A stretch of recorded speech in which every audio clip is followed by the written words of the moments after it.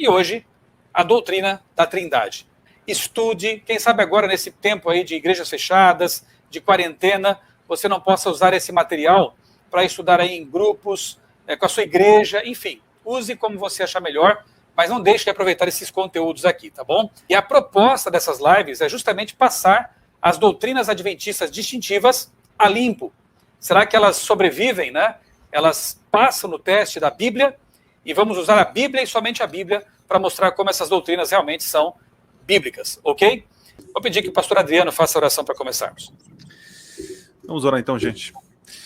Pai querido, é com muita alegria que estamos juntos para falar sobre o Senhor, sobre a tua ação durante a história humana e o teu esforço em querer nos salvar. Abençoe a cada um, esteja conosco, nos ilumine e nos ajude a entender a tua palavra. Em nome de Jesus. Amém. Amém. Eu confesso a vocês que estudar a Trindade para mim é um tema maravilhoso. Porque é estudar Deus, nosso Criador, né?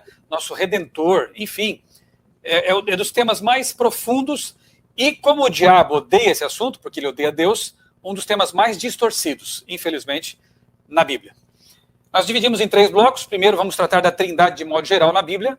Depois vamos falar sobre Jesus Cristo, a divindade de Cristo. E, finalmente, a divindade e personalidade do Espírito Santo. E eu começo perguntando para o pastor Adriano, cuja imagem desapareceu da tela, é isso? Mas já voltou. Pastor Adriano, em que momentos importantes podemos ver a ação de um Deus triuno? Muito bem, gente. Vamos falar um pouquinho sobre isso, né? A minha intenção aqui não é esgotar o assunto, quem sou eu para fazer isso, mas mostrar que nós, adventistas, nós conseguimos enxergar ao longo da história as ações de um Deus triuno, ou posso dizer trino, né? Então, existem alguns momentos. Então, hoje eu vou ler vários textos bíblicos. Então, se você estiver aí com a sua Bíblia, seria interessante você anotar aí. E eu quero sempre, no final da minha fala, trazer um detalhe novo, tá bom? Então, pode ser que no começo eu esteja chovendo no molhado, mas depois nós vamos tentar trazer uma coisinha diferente, tá bom? Vamos, então, pensar um pouquinho sobre esses momentos, né, da ação desse Deus triuno, né? Nós temos aí na criação, é um ponto muito conhecido, né? Então, alguns detalhes aí. Lá em Gênesis capítulo 1, nós temos lá, no princípio, criou Deus os céus e a terra, porém, estava sem forma e vazia, havia trevas sobre a face do abismo, e o Espírito de Deus pairava sobre as águas. Até aí, tudo bem. Aqui nós conseguimos, o leitor, né, primário, aí, não, o leitor que a primeira vez lê o texto, enxerga Deus e enxerga o Espírito de Deus, né? Então, pode concluir. Não, então na criação estava lá Deus, e aí, logicamente, pensa que é Deus o Pai, ok, faz sentido, né? E o Espírito de Deus. Aí pergunta, cadê Jesus? Não é a Trindade? Não é um Deus, né, em 3 pessoas? Então, vamos lá. Você, lendo mais a revelação, mais à frente, você vai perceber que Jesus, ele participou da criação, né? João, fazendo aí, quem sabe, uma releitura do princípio, ele diz assim, no princípio era o verbo. O verbo estava com Deus. E o verbo era Deus. Ele estava no princípio com Deus. Todas as coisas foram feitas por intermédio dele. E sem ele, nada do que foi feito se fez. Então nós cremos que na criação, Deus, a Trindade, estava em conjunto. Aliás, é difícil eu dizer aqui, meus amigos podem me ajudar aí, algum momento específico e único, onde estava somente uma pessoa da divindade em ação. Sempre eles estão próximos, estão ligados, eles estão ativos, em conjunto. Isso que é muito bonito, né? Muito bem, até aqui, sem muita novidade. Na encarnação de Jesus, também nós temos um detalhe lá. Se você prestou atenção, no texto lá em Lucas, diz o seguinte, ó. Respondeu-lhe o anjo, falando ali para Maria, né? Descerá sobre ti o Espírito Santo, ó, e o poder do Altíssimo te envolverá com a sua sombra. Por isso também o ente santo, olha, esse aqui é um tema que a gente pode falar depois, né? O ente santo não é qualquer um, né? Que há de nascer será chamado Filho de Deus. Filho, uma menção ao Pai, né? E também ao próprio Jesus. Então, na encarnação de Jesus, você já vê a ação dos 3. Né, o Pai envolvendo, o Espírito descendo, gerando, né, e o próprio Filho sendo gerado ali no ventre de Maria. Tá? Continuando, nós também vemos a Trindade agindo no batismo de Jesus. Tá? Olha lá que interessante. Batizado Jesus, né, saiu logo da água, e eis que lhe abriram os céus, e viu o Espírito de Deus descendo como pomba, vindo sobre ele. E eis uma voz dos céus que dizia: Este é meu filho amado, em quem me comprazo. Então aqui é simples. Jesus, no dia do batismo dele, ele foi batizado, o Espírito Santo apareceu com uma pomba, né? E lá do céu, o Pai falou: Esse é meu filho amado, que eu tenho alegria. Ok? Não, nem muita, talvez aí, novidade. Agora é interessante, existe também uma interação com a igreja. Paulo vai falar muito sobre isso. Existem vários textos em que a Trindade está agindo sobre a igreja. Tá? Todos desempenham um papel. Então vamos lá. Olha que texto que eu achei aqui lá em 1 Coríntios 12. Olha que interessante. Há diversidade nas realizações, mas o mesmo Deus é quem opera em tudo e em todos. A manifestação do Espírito é concedida a cada um visando a um fim proveitoso. Porque, assim como o corpo é um e tem muitos membros, e todos os membros, sendo muitos, constituem um só corpo, assim também com respeito a Cristo. Então nós temos aí a interação da Trindade com a igreja. Eu posso citar outros aqui, na redenção, né? Na ressurreição de Jesus, que é um tema que existem alguns detalhes, né? Mas na ressurreição a Trindade também participou, ok? Muito bem, mas eu vou trazer um outro aqui que talvez alguns já saibam, outros não saibam, né? Na entrega da lei, lá no Monte Sinai, nós também temos a ação da Trindade ali. Tá? Lá em Êxodo 31, nós temos um detalhe muito interessante. E tendo acabado de falar com ele no Monte Sinai, deu a Moisés as 2 tábuas do testemunho, tábuas de pedra, escrita pelo dedo de Deus. Ok, mas e aí? Como assim? Aí só tem, não tem a Trindade, só está aparecendo Deus aí, né? O dedo dele, Deus, o dedo, né?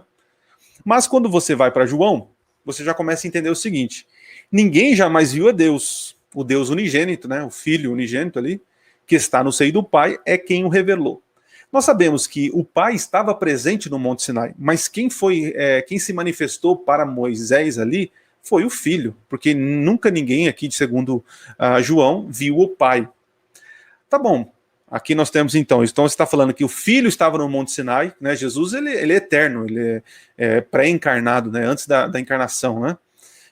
Ele estava na criação e estava também na entrega da lei. Mas cadê o Espírito? Cadê o Espírito Santo? Você falou que o Espírito Santo é a Trindade. O Espírito Santo também tem que estar lá na entrega da lei. Então vamos ver esse detalhe. Guardem bem a palavrinha aqui, a expressão dedo de Deus. Indo para o Evangelho, vocês sabem que a verdade, a revelação ela é progressiva, né? Então, quando você lê, quanto você mais mastiga, a Bíblia é uma mina de ouro. Quanto mais a gente cava, mais pedras preciosas a gente tira, né? E quando você vai investigar a expressão dedo de Deus no Novo Testamento, existem alguns textos interessantes. Então, aqui diz, aqui em Êxodo, que as pedras, né, a lei foi escrita pelo dedo de Deus, ok? Então, quando você vai em Lucas, olha só o que o evangelista diz.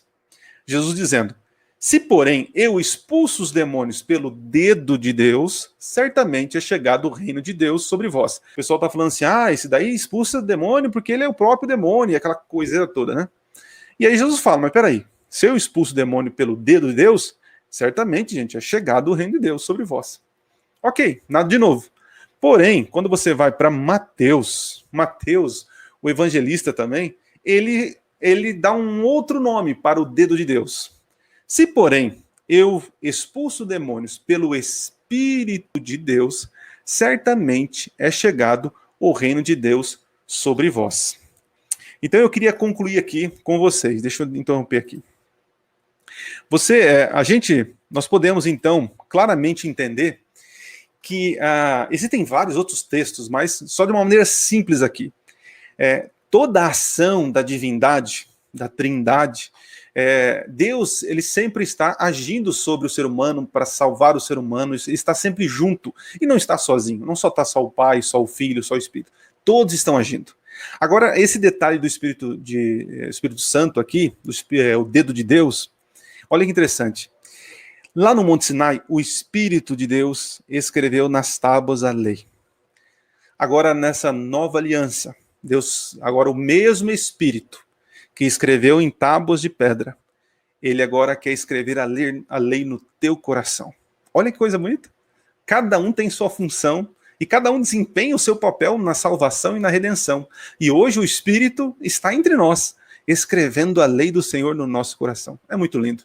Então conclui aqui minha fala, gente. Nós adventistas, nós cremos que Deus, a divindade, age sobre toda a história humana para salvar e, claro, cada um tem seus papéis, mas eles nunca estão isolados. Nunca é uma palavra forte, né?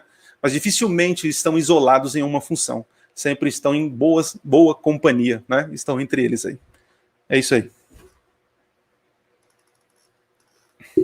Pastor Sérgio, quer comentar mais algo? Não, eu só queria aportar algo aqui ao que o pastor Adriano falou, porque impressionantemente, algo raro de acontecer, ele falou muito bem, né? É algo muito estranho de ter acontecido, eu acho que é um retorno, né? E aí trouxe informações muito relevantes. E eu queria aportar uma, que é o fato de que... tira você da tela aí, Adriano. Tá vendo? Você está com telecinese aí. E algo muito interessante que corrobora o que o pastor Adriano disse, que confirma o que ele disse, é o texto de Deuteronômio capítulo 33. Eu queria mostrar para vocês aqui Deuteronômio capítulo 33. Tá? Só um minutinho. Eu vou colocar aqui uma aplicação, que é o nosso BibleWorks. E aí eu queria mostrar para vocês apenas rapidamente aqui algo, né, se eu conseguir fazer rapidamente, né, porque está difícil. Sumiu aqui tudo agora. Eu queria mostrar aqui para vocês de uma maneira rápida aqui. BibleWorks. Então, no capítulo 33 do livro de Deuteronômio, olha só que interessante, você que nos acompanha. Eu falei sobre isso na outra live que nós tivemos sobre a Trindade, mas olha que interessante. Capítulo 33 diz assim, ó, verso 1. Esta, porém, é a bênção com que Moisés, homem de Deus, abençoou os filhos de Israel antes de sua morte.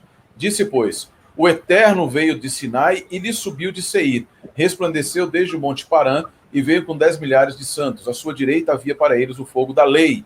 Né? Então aqui, no verso 4, fala que Moisés nos deu a lei como herança da congregação de Jacó. Veja só que interessante. Aqui, no episódio da entrega da lei, quando a lei é entregue ao povo, como o pastor Adriano disse, nós vemos aqui uma manifestação trina. Ao mesmo tempo, Deus brilha, a chamada Panaim de Deus, as presenças de Deus. É dito que o Eterno veio de Sinai, de Seir e do Monte Parã. 3 montes que estavam próximos, e ao mesmo tempo, na entrega da lei, então, a tríplice manifestação de Deus, no livro de Deuteronômio, capítulo 33, versos 1 e 2, demonstrando que houve uma tríplice manifestação do Eterno no momento em que eles estavam recebendo a lei ali também. Só para aportar aqui, pastor Adriano, realmente, de fato, de maneira muito precisa, o texto bíblico, tanto da Bíblia hebraica quanto do Novo Testamento, demonstram que ali, na manifestação, na entrega da lei, naquilo que é chamado na tradição judaica de Matan HaTorá, havia a manifestação triuna de Deus, do Pai, do Filho e do Espírito Santo. A crença na Trindade, ela é incompatível, então, com o Shema, lá de Deuteronômio 6, verso 4? O que você nos diz? Olha, existem algumas pessoas que dizem que sim, né?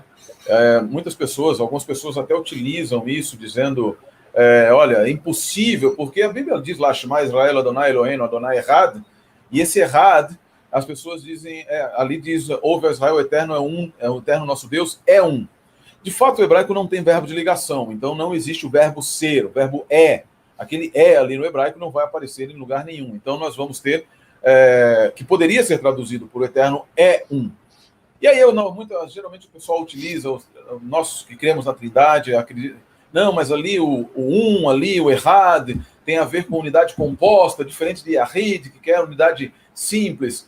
Isso não é muito verdade, não. Hoje os hebraístas não utilizam mais esse tipo de argumento. Yahid, assim como Errad, podem significar tanto unidade composta quanto unidade simples, singular. Há uma tese de doutorado defendida pelo pastor Evandro Cunha, lá em Barcelona, se não me engano, em que ele fala sobre o Errad, e ele fala sobre a impropriedade desse tipo de argumento. não é fato. Claro, quando os dois aparecem em paralelo, aí sim, um vai ter um significado e outro significado, uma ideia diferente. Não o significado é o mesmo.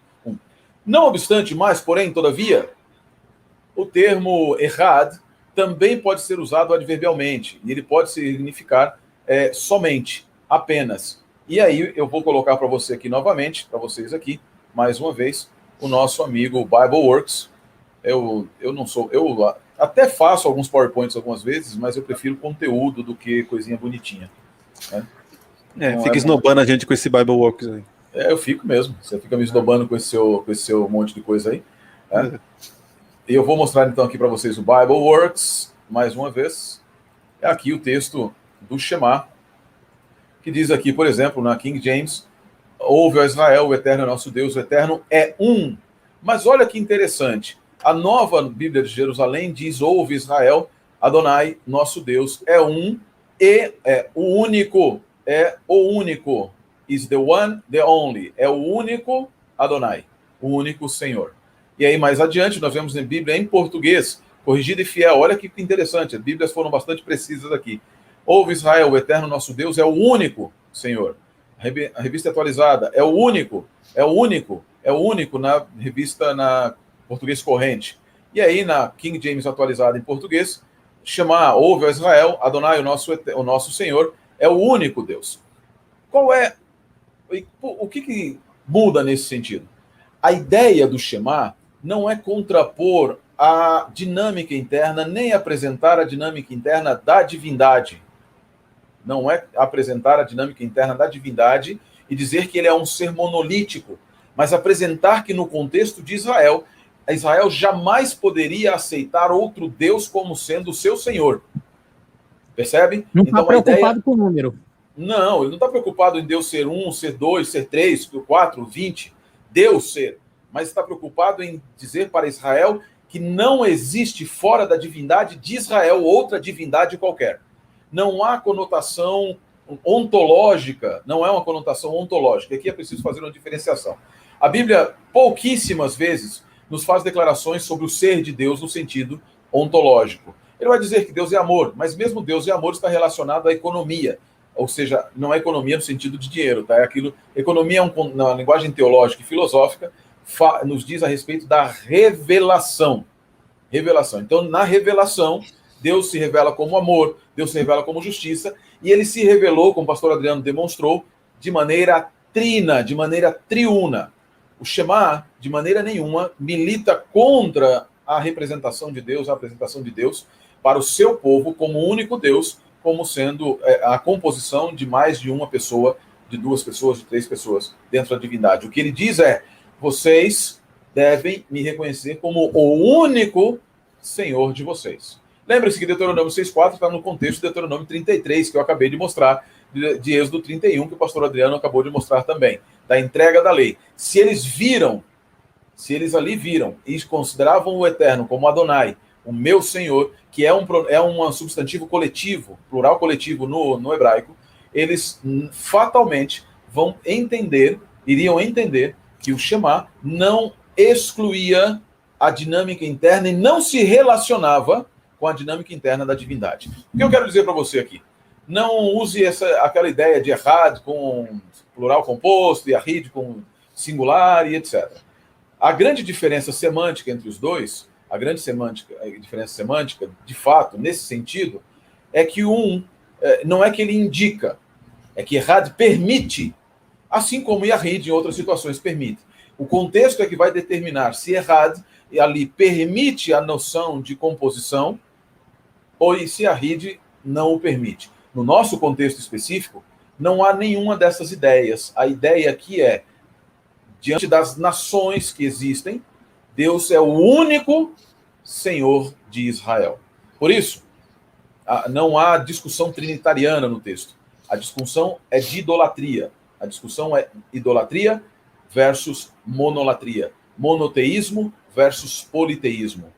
E o Shema toca na alma, no âmago, que vem desde Gênesis 1, que é monoteísmo. Não há nenhuma discussão trinitariana no texto. Pastor Eleazar, agora para você. Alguém aqui no chat já tinha mencionado, né? Mateus capítulo 28, verso 19, realmente é um verso especial. Então, por favor, pastor, esse verso aí é tão claro, tão explícito, que alguns chegam para tentar evitar, né, a clareza dele, dizer que teria sido adulterado, que não seria, então, um verso autêntico das Escrituras. O que você nos diz sobre isso? Bom, primeira coisa que eu gostaria de informar, quando falando deste assunto, é que as pessoas que usam a argumentação de que Mateus 28, verso 19, provavelmente tenha sido adulterado, que ele tenha sido fruto aí de uma interpolação ao longo da história, se baseia em praticamente dois argumentos. Eu vou destacar dois. Tem um ou outro a mais, só que são muito frágeis, mas tão frágeis. Na verdade, são tão frágeis quanto esses dois que eu vou apresentar, mas esses são os mais falados, né? O primeiro argumento é a nota de rodapé da Bíblia de Jerusalém. Gente, olha, deixa eu falar uma coisa para vocês. Quando a Bíblia foi escrita, seus originais, nós não temos nenhum deles, né? Um autógrafo. O livro original, escrito por Moisés, escrito por Isaías, escrito por Jeremias, não temos nenhum. Mateus, Marcos, enfim. Esses manuscritos, eles se perderam ao longo do tempo e nós temos apenas cópias. Tá? Como é que nós confirmamos a veracidade de um texto? Através de um trabalho conhecido como ecdótica. Para simplificar, crítica textual. É quando você faz o comparativo entre vários manuscritos antigos e você vai olhar as discrepâncias que existem entre esses manuscritos e aí você vai determinar qual é a expressão que deveria realmente estar ali. Por exemplo, existem uma palavra ou outra, um termo que é parecido, que está no manuscrito, não está no outro, está em um, foi suprimido no outro, de maneira que quando você começa a fazer uma avaliação, então você tem só do Novo Testamento mais de 5.000 manuscritos, só do Novo Testamento. Então você vê ali um trechozinho, você faz uma comparação, tem o códice tal, mais o códice tal, mais esse outro, aí você chega à conclusão, não, realmente o texto melhor é esse, por quê? Porque os manuscritos mais antigos atestam isso, porque esse manuscrito, mesmo sendo feito fora de lá da região da Palestina, tem manuscritos que foram compilados lá em Alexandria, contém aí aquele mesmo verso, ou seja, realmente atesta que aquilo ali é real. Então, a Bíblia de Jerusalém, ela é, na verdade, não é uma tradução do texto, porque nós temos traduções e nós temos as versões, tá? Então, a Bíblia de Jerusalém, ela não é, a gente não pode está entre uma das melhores traduções que nós temos, é uma boa tradução, mas as notas de rodapé, elas não são, como é que eu digo, sagradas, não. O que é uma nota de rodapé? Nota de rodapé é quando a pessoa, os escritores ali, né, os tradutores, enfim, as pessoas, elas estão escrevendo a Bíblia, e aí, então, eles colocam algumas, aqui na parte de baixo, tá vendo aí? Eles colocam algumas observações, vão acrescentando aqui explicações ao texto. Essas notas que ficam ali no rodapé, elas não são sagradas. E aí, na nota de rodapé da Bíblia de Jerusalém, está escrito bem assim, é possível que... Gente, não dá nenhuma certeza. E por que não dá certeza? Porque não existe nenhum manuscrito, a gente vai ver isso, acerca de Mateus 28, 19, que ateste o contrário. Aí diz assim, é possível que esta fórmula não estivesse no original, uma vez que em Atos fala-se apenas do batismo em nome de Jesus. Aí fala de é possível que. Aí as pessoas pegam um é possível que, uma possibilidade, e transformam numa regra. Este é o primeiro argumento, né? A nota de rodapé da Bíblia de Jerusalém, escrita por autores diversos que estavam fazendo a compilação, ali a tradução, enfim, desta Bíblia. Entretanto, é válido ressaltar que estes indivíduos que escreveram, a boa parte deles pertence a uma escola denominada alta crítica. Eu não vou ter tempo para te explicar tudo agora, mas em resumo, se eu posso dizer em uma palavra, eram pessoas que não estão muito preocupadas com a sacracidade do texto. Eles olham para o texto bíblico como uma literatura, por exemplo, a Ilíada de Homero, um texto clássico. Eles querem buscar resgatar ali a linguagem original, mas não estão preocupados se é sagrado, se não é, enfim. Voltando. O segundo argumento é uma fonte antiga que cita Mateus 28:19 e não cita a fórmula trinitária, que é Eusébio de Cesareia. Puxa vida! Eu vi no livro de Eusébio de Cesareia, eu tenho o livro, tá? Que Eusébio cita lá Mateus e ele diz: ide batizar em meu nome. Duas coisas eu queria falar sobre Eusébio. Eu queria falar sobre Eusébio. Primeiro, ele era um adulador de Constantino. Segundo, Eusébio de Cesareia, ele é conhecido por sua imprecisão. Ele não era preciso na forma como ele escrevia, como ele repetia os textos bíblicos. Ele mais parafraseava do que repetia ipsis literis aquilo que estava escrito de fato no texto sagrado. Terceiro, apesar de Eusébio citar, sim, em determinado momento, batizando em meu nome, em outros textos, em outras passagens da mesma literatura, desse mesmo livro, e aí vale ressaltar a desonestidade das pessoas que usam Eusébio para argumentar que Mateus 28:19 não contivesse a fórmula trinitária, porque nessa mesma obra dele, onde ele fala batizando em meu nome, ele também cita batizando em nome do Pai, do Filho e do Espírito Santo. Ou seja, a imprecisão de Eusébio. Uma hora ele fala uma coisa, outra hora ele fala outra, uma hora ele cita ao pé da letra, outra hora ele cita de qualquer forma, ok?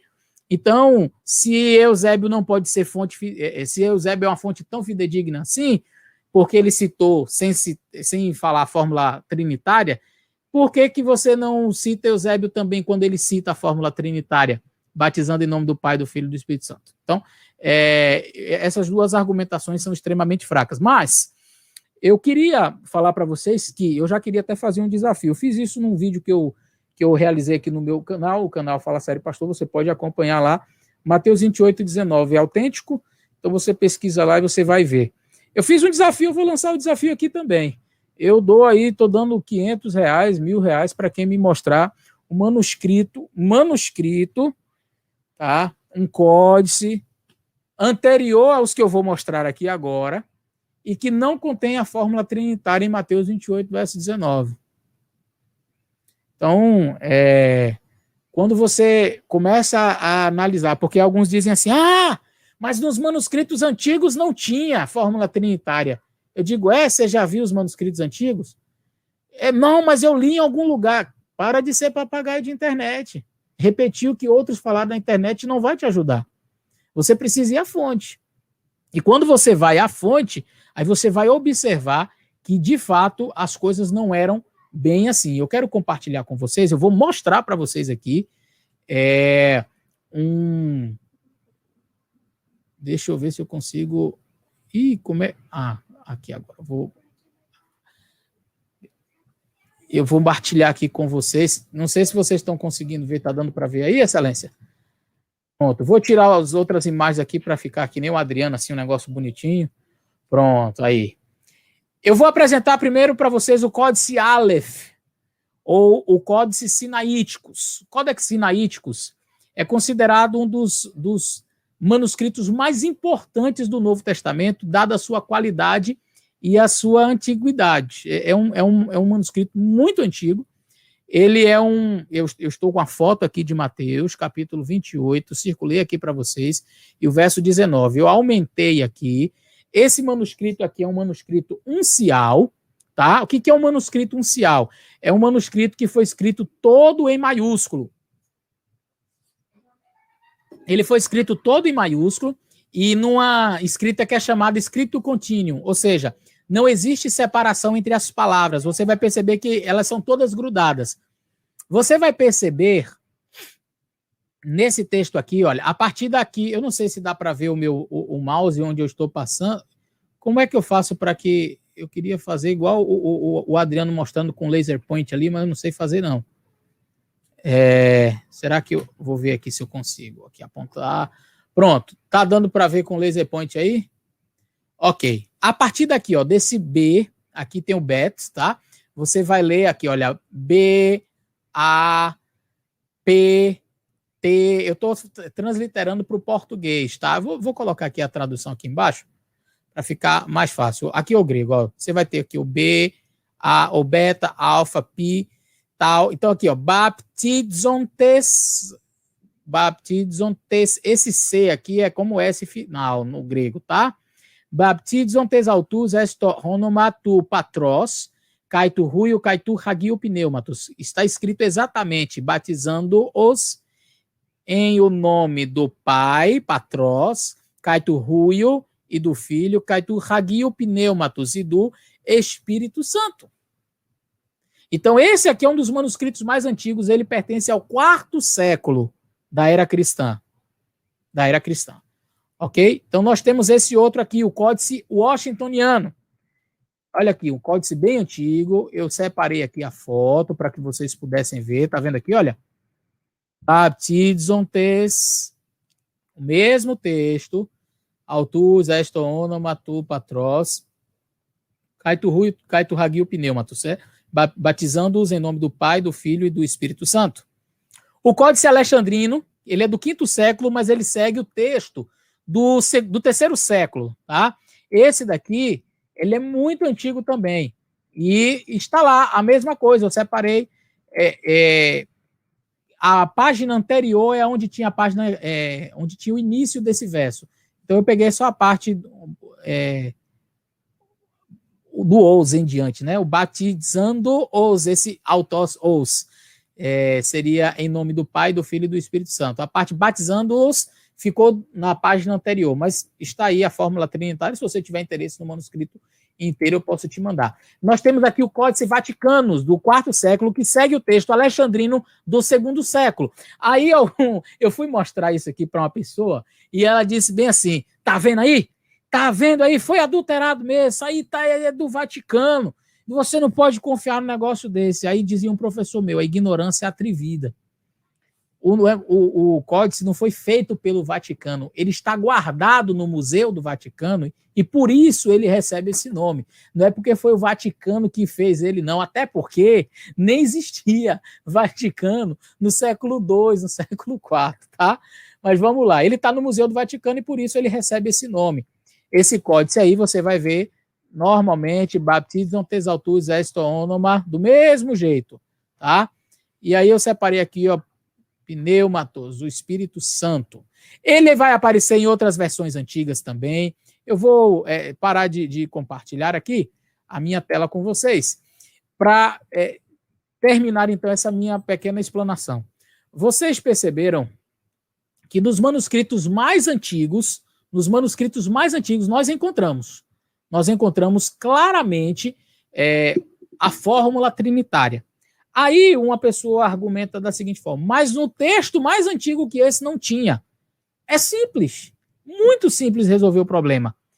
Tem uma linguagem jurídica que as pessoas usam até num tom mais de brincadeira e diz o seguinte, quem acusa se dá o ônus da prova.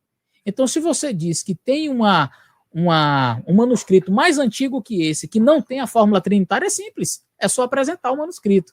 Porque eu apresento vários, eu apresentei aqui uns 4, mas existem muitos outros que têm a fórmula trinitária. Tem vários manuscritos, vários códices antigos que contêm a fórmula trinitária tranquilo, do jeito que eu mostrei para vocês. Agora, quantos manuscritos anteriores a esse, ou da mesma data desses aí, não tem a fórmula trinitária em Mateus 28:19? Nenhum. Ué, pastor, então por que no livro de Atos fala de batizar em nome de Jesus? Eu vou explicar em 1 minuto para encerrar. É muito simples a resposta. O que diferenciava um judeu de um não-judeu, de um gentio, não era, de um cristão, aliás, um judeu de um cristão, não era o fato de ele não acreditar no Pai, não é? De falar do Espírito, porque no Antigo Testamento a coisa que mais se fala é do Ruach HaKodesh, o Espírito Santo, o Espírito do Senhor, Ruach Elohim, o Espírito de Deus, né? Então, você vê isso já nas primeiras palavras da Bíblia. Veru Elohim, quer dizer, o Espírito de Deus, Merachefet al Penei Hamai, pairava sobre a face das águas. Então você tem, o judeu ele não desacreditava que existia o Espírito de Deus. Não sei qual era a compreensão exata, não podemos chegar a dizer assim, ele tinha a compreensão exata que nós temos hoje, porque a revelação ela é progressiva, mas sim, o judeu acreditava no Espírito de Deus, ele sabia da existência do Deus Todo-Poderoso. Agora, o que na época de Cristo era difícil para um judeu aceitar? Que Jesus ele era o Messias, que Jesus ele era Deus, que Jesus era uma pessoa da divindade. E isso na época era difícil de aceitar. Então, como é que eu sei que você agora não é mais um judeu, você é um cristão? Porque você aceitou Jesus. Então, quando se fala que as pessoas eram batizadas em nome de Jesus, a ideia do livro de Atos é dizer, ele agora tornou-se um cristão. Essa era a senha, aceitar a Jesus. Ter Jesus como seu Deus, como um Deus forte, poderoso, o príncipe da paz, ter Jesus, aceitar a divindade de Cristo, determinava que uma pessoa agora tinha se tornado um cristão. E ele então era batizado em nome de Jesus. Não significa dizer que no momento do rito batismal, a pessoa não era batizada em nome do Pai, do Filho e do Espírito Santo. Eles eram batizados em nome do Pai, do Filho e do Espírito Santo. Mas esse batismo em nome de Jesus era como se estivesse dizendo assim, agora ele tornou-se um cristão, agora ele é um cristão de verdade. Então era isso que diferenciava, por isso que o livro de Atos fala tanto do batismo em nome de Jesus, da aceitação deles, a pessoa de Jesus Cristo. Mas os discípulos jamais ousariam descumprir a ordem dada pelo mestre, batizar em nome do Pai, do Filho e do Espírito Santo. É isso. Em 2 minutos, olha o desafio. Se o termo trindade não aparece na Bíblia, de fato você pode folheá-la de capa a capa e não vai encontrar a palavra trindade. Se essa palavra não aparece na Bíblia, é correto, então, ainda assim, sustentar essa doutrina? Okay. Só para lembrar, né, que a palavra Bíblia também não está na Bíblia, né? Já ia dizer isso. Pois é. O termo Bíblia não aparece na Bíblia. Primeiro a gente tem que entender... Olha, eu acho que em 2 minutos o que eu poderia falar era sobre maturidade. O que é maturidade? Eu não posso simplesmente usar certos tipos de argumentos para negar um conceito, porque demonstra muita imaturidade. Então, assim, eu não acredito na Trindade. Por quê? Porque não tem o nome Trindade na Bíblia. Poxa, então eu não acredito no milênio. Por quê? Porque não tem o nome milênio na Bíblia. Eu não acredito na soteriologia. O que é soteriologia? A doutrina da salvação. Por quê? Porque não tem o termo soteriologia na Bíblia. Mas o conceito está lá? Tá. A salvação está lá na Bíblia? Tá. Então o que tem a falar soteriologia? O milênio. Eu não acredito no milênio. Não, mas o milênio está na Bíblia? Não tem a palavra milênio. Mas tem lá um período de 1000 anos, a Bíblia fala daquele período de 1000 anos, o livro de Apocalipse fala. E 1000 anos corresponde a quê? A um milênio. Não, mas não tem a palavra milênio, então eu não vou acreditar no milênio. Sabe? Não tem a palavra trindade, então eu não acredito na trindade. Eu preciso entender que o conceito de trindade é uma divindade em 3 pessoas. Se você não gosta de usar a expressão trindade, tudo bem. Contanto que você entenda que a divindade ela é composta de 3 seres pessoais, distintos, e que trabalham de maneira unida, com o mesmo objetivo, com o mesmo propósito, ok? A Bíblia não tem o nome Trindade, mas ela apresenta 3 seres especiais que trabalham pela nossa salvação e que compõem essa divindade. Se fossem 2, não seria Trindade, seria Bindade. Mas como são 3, então, uma divindade em 3 pessoas é uma Trindade. Então são 3 deuses. Não são 3 deuses. É uma divindade em 3 pessoas. Não existe a divindade em um. Olha, eu vou fazer. Um sozinho é a divindade. 2 não, a divindade são os 3. Os 3 formam a divindade. O Senhor Jeová é a composição, talvez a melhor expressão não seja a composição, mas a divindade ela é composta dessas 3 pessoas. Uma família divina. Né? Isso, é a família divina. Então, se eu separo e digo assim, esse daqui não é mais, nós temos só 2 aqui agora, não existe mais esse de cá. Nós não temos mais a divindade. Não pode deixar de existir. E é por isso que é muito bonito a questão do resgate da raça humana. Porque quando Jesus veio, ele veio arriscando tudo. Arriscando tudo. Né? Ele se colocar no deserto da tentação, se permitir ser tentado pelo diabo. Quer dizer, um Deus tão poderoso se fazer carne para nos resgatar, é uma coisa assim que está fora da nossa compreensão. Então, o que é a divindade? A divindade é composta de 3 pessoas. Há uma ilustração extremamente frágil, talvez horrível, mas que me veio à mente para que a gente possa entender. Eu moro aqui, vamos supor, eu, minha esposa, minhas 2 filhas. Então, cada um de nós é uma família? Não. Quando nós 4 estamos juntos, então nós 4 formamos uma família. São 4 famílias, então? Não são 4 famílias, é uma família só. Mas são 4 pessoas. Então, dentro da minha casa, uma família, 4 pessoas. Mas todos são Domini aqui dentro dessa casa. Todos têm esse mesmo sobrenome. Olha, eu só queria... assim como o nome da família celestial é Yahvé, né? Exato. Então, chamar Jesus de Jeová, chamar o Espírito Santo de Jeová, o Pai de Jeová, não tem problema, de Yahvé. Por favor, vamos manter Adonai aí, só para Adonai. Ninguém se arrepiando aqui, por favor. Sorry. Valeu.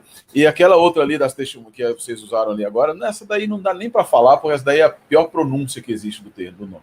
Mas eu queria mostrar um negócio interessante, aqui só corroborando também o que o meu amigo pastor Eleazar disse, rapidamente, é bem rápido, eu estava acompanhando aqui o que ele disse, e eu estava vendo aqui o Códice Washingtoniano e o Beza, que são ali do 4º e 5º século. E um ponto interessante é que eles utilizam... Opa, alguém está querendo me boicotar, eu acho que é o Adriano, tenho quase certeza. Né? Eu quero só mostrar rapidamente aqui, eu deixei aberto aqui no Códice, no Bezai, e olha que interessante, Mateus 28:19 aqui no Códice Bezai, ele fala... É bem complicadinho para você ler também. E aí, eis to onoma tu patros, é um manuscrito maiúsculo, né? Kai rio, você tem patros inteiro aqui, patros, aqui onde está o mouse passando. Kai rio, e aí kai tu hagio, e aí vem aquilo que é conhecido como nomina sacra, neumos. E aqui tem um traço em cima indicando a contração de espírito, hagio pneumos. No Códice Washingtoniano, aparece a mesma coisa. Ele é um códice minúsculo, do 4º século, final do 5º século, final do 4º século, início do 4º século, e ele coloca aqui, tu patros, nomina sacra, kai tu rio, ele não coloca o nomina sacra aqui do filho, ou seja, nomina sacra quer dizer o nome sagrado, o nome divino, e olha que interessante que ele coloca aqui do espírito, kai tu hagio pneumos, também com a contração do nomina sacra. O que isso aqui indica? Isso aqui indica que lá no 4º século, deixa eu tirar aqui, no 4º século, o Espírito Santo era visto também não apenas como uma pessoa, mas como uma pessoa divina. Já era visto como uma pessoa divina. E se você olhar alguns outros códices, eu tenho ali o Coroteniano, tem alguns outros também no BibleWorks, não existe nenhum tipo de mudança em Mateus 28:19. E aí algumas pessoas alegam que a Peshita, né, seria algo diferente, né, teria diferente, a Peshita curetoniana e etc. Eu duvido que algumas pessoas tenham lido a Peshita de verdade, mas quando você lê a Peshita, ela contém exatamente a mesma coisa. Eu tenho ela aqui. Eu também tenho ela aqui, não tem diferença nenhuma. A Peshita. Aí dizem, não, é porque o manuscrito hebraico de Mateus não contém. Eu falei, onde é que está o manuscrito hebraico de Mateus? Não, é o manuscrito do Shem Tov, descoberto George Howard. Shem Tov produziu um manuscrito no 11º século. Um manuscrito só. E um manuscrito com intuito polêmico para demonstrar que o Novo Testamento não era a palavra de Deus. Então, assim, quem utiliza o manuscrito do Shem Tov para dizer que é o manuscrito hebraico de Mateus, e por isso não comporia, é o mesmo que citar Eusébio de Cesareia para comprovar. Eusébio de Cesareia é um tiro na cabeça. Tiro de bazuca no pé, né? No pé. O Bruce Metzger e os grandes eruditos de crítica textual, de crítica textual, dizem o seguinte: crítica textual, as citações dos pais servem muito, quando muito, para nos mostrar como eles compreendiam o texto, mas jamais qual era a origem, qual era a verdade do texto.